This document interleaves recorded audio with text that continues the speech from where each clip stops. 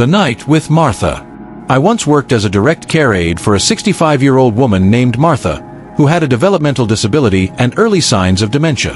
Her daughter, Colleen, who was in her 40s, worked overnight shifts and needed someone with medical experience to watch over her mother. I had experience as a direct care worker, but nothing could have prepared me for the night I spent in that house.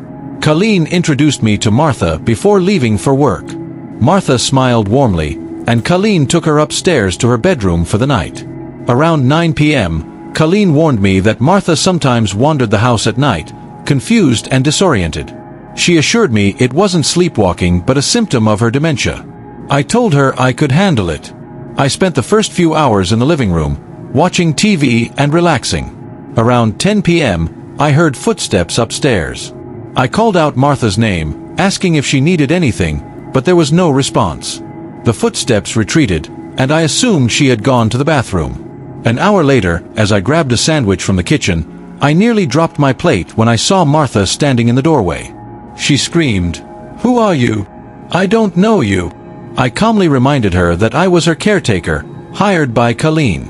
After some coaxing, I managed to guide her back to her room, gave her water and melatonin, and returned downstairs.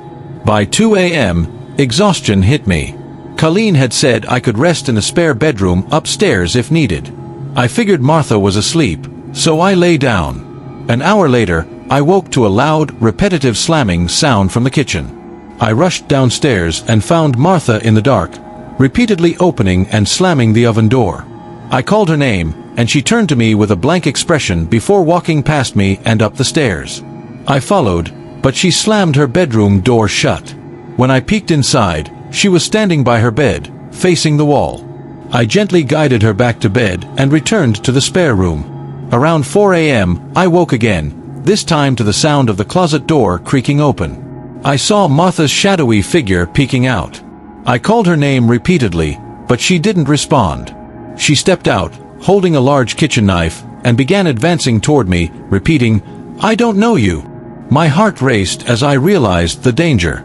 I grabbed the lamp, turned it on, and screamed for her to drop the knife. She swung it weakly as I bolted past her, ran downstairs, and called Colleen. Colleen rushed home and found Martha asleep in bed, the knife beside her. She accused me of exaggerating until she saw the knife. I never returned to that house. The plumbing job. My first day working for a plumbing company was anything but ordinary. I was sent to a rundown house in a sketchy part of town to fix a leaky pipe under the sink. The house looked abandoned, with peeling paint and overgrown weeds.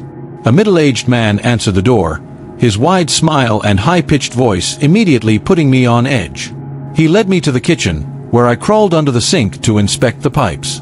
I noticed the man standing uncomfortably close, his legs framing me.